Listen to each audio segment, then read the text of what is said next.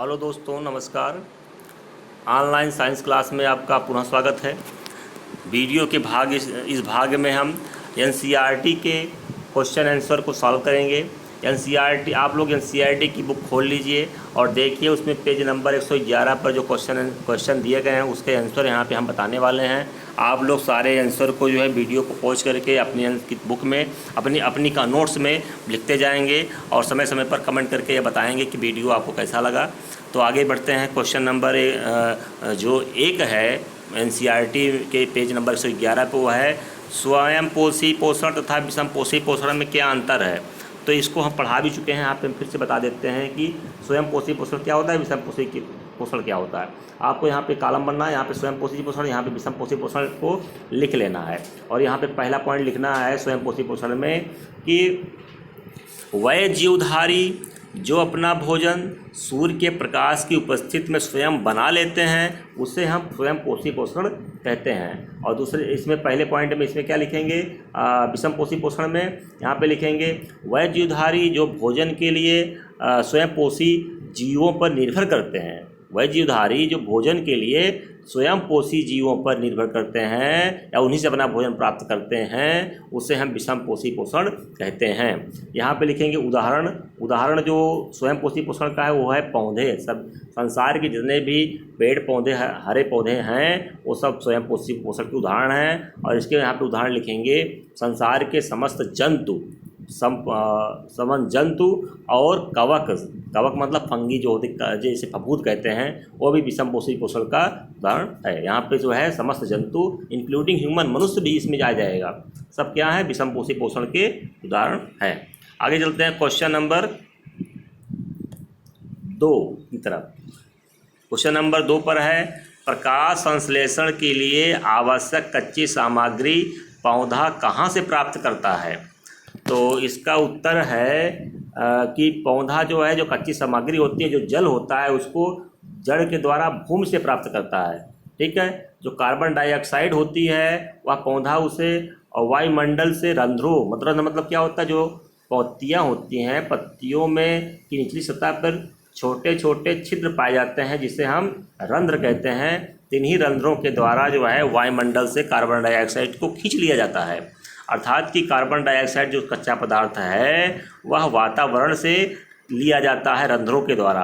और जो क्लोरोफिल होता है वो हरी पत्तियों में जो क्लोरोप्लास्ट होता है उसके अंदर एक हरा रंग पदार्थ होता है जिसे हम क्लोरोफिल कहते हैं। सूर्य का प्रकाश हम लोग जानते हैं सूर्य से प्राप्त होता है। अर्थात कि किसी पौधे द्वारा भोजन बनाने के लिए उसे क्या क्या चाहिए, उसे चाहिए जल जो कि भूमि से निकालेगा, उसे चाहिए कार्बन डाइऑक्साइड जो वायुमंडल से लेगा, उसे चाहिए क्लोरोफिल जो कि हरी पत्तियों में होता है, और उसे चाहिए सूर्य का प्रकाश जो कि सूर्य से मिलता है। इस 4 चीज़ों को लेकर के पौधा अपना भोजन बना देता है। पौधे का भोजन जो बनता हुआ है तो वह ग्लूकोज, जो ग्लूकोज होता है बाद में जो है स्टार्च में बदल जाता है और पत्तियों और फलों में जाकर के वो एकत्रित हो जाता है। अर्थात कि पौधों का जो संचित भोजन होता है वो स्टार्च होता है। आगे बढ़ते हैं क्वेश्चन नंबर 3 की तरफ। क्वेश्चन नंबर जो 3 है उसमें देखते हैं, इसमें लिखा गया है कि हमारे आमाशय में अम्ल की भूमिका क्या है। तो सीधी सी बात है कि हमारे आमाशय में हाइड्रोक्लोरिक अम्ल निकलता है जो कि काफ़ी अधिक कम पीएच मान वाला अम्ल होता है। इसका पीएच 3.2 से 3 के बीच में होता है और इतना हार्ड एसिड होता है कि यह भोजन को सड़ने से बचाता है और आमाशय में आए हुए भोजन की अम्लीयता को बढ़ाता है। तो कहने का मतलब कि इस का उत्तर यहाँ पे जो लिखा है उसको पढ़ देते हैं। हमारे आमाशय में हाइड्रोक्लोरिक अम्ल उपस्थित होता है। यह अम्ल आमाशय में अम्लीय माध्यम का निर्माण करता है। इसी की मदद से एंजाइम अपना कार्य करता है, ये भी जानना है। ठीक है, और हाइड्रोक्लोरिक अम्ल HCl अम्ल हमारे भोजन में उपस्थित रोगाणुओं को नष्ट कर देता है और हाइड्रोक्लोरिक अम्ल आमाशय में भोजन को पाचन में सहायता करता है। एक लाइन आप और लिख लेंगे, भोजन को सड़ने से बचाता है। ठीक है, तो ये पॉइंट यहाँ पे क्लियर हो गया क्या क्या काम है हाइड्रोक्लोरिक अम्ल का। आगे चलते हैं क्वेश्चन नंबर 4 की तरफ। क्वेश्चन नंबर जो 4 है उसको देखते हैं एनसीईआरटी के पेज नंबर 111 पर जो चल रहा है टॉपिक। पाचक एंजाइमों का क्या कार्य होता है? पाचक एंजाइमों का क्या कार्य है? तो ये उत्तर है इसका पाचक एंजाइम या पाचन एंजाइम, चाहे पाचक है चाहे पाचन है, पाचन एंजाइम जटिल भोजन को सरल, शुद्ध तथा लाभदायक पदार्थ में बदल देता है। इस प्रकार से सरल पदार्थ छोटी आंत द्वारा अवशोषित कर लिए जाते हैं। जैसे कि जो भी हम समझा देते हैं इसको, जो भी भोजन के बड़े बड़े टुकड़ों को हम चबा चबा करके दांत के द्वारा पीसते हैं, जीभ के द्वारा उसमें एंजाइम मिलाते हैं, लुगदी बनाते हैं, वह भोजन जो होता है जीभ के द्वारा पीछे ग्रास नली में धकेल दिया जाता है और जाकर के अमाशय में जाता है। अमाशय में जैसे पहुँचता है उसमें जो है बहुत सारे एंजाइम वहाँ पर काम करते हैं और उस एंजाइम के द्वारा भोजन का पाचन होता है। जो है पेप्सिन, रेनिन और लाइपेज, अमाशय में क्या क्या होता है? पेप्सिन, रेनिन और लाइपेज। पेप्सिन जो है दुग्ध प्रोटीन केसिन का पाचन करता है और रेनिन जो होता है जो रेनिन होता है और दुग्ध प्रोटीन केसिन का पाचन करता है।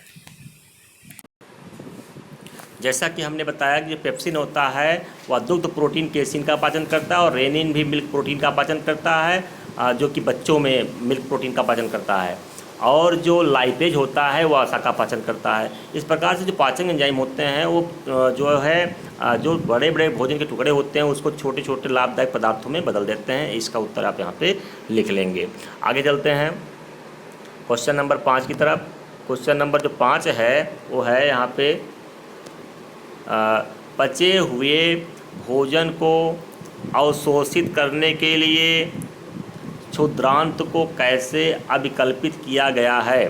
तो मतलब कि अभिकल्पित किया गया और कैसे डिजाइन किया गया, कैसे बनाया गया है उसमें। तो ऐसे ही से बनाया गया है। इसमें जो इसका आहार नाल होती है, जो आंत होती है, क्षुद्रांत मतलब छोटी आंत, क्षुद्रांत मतलब क्या होता है?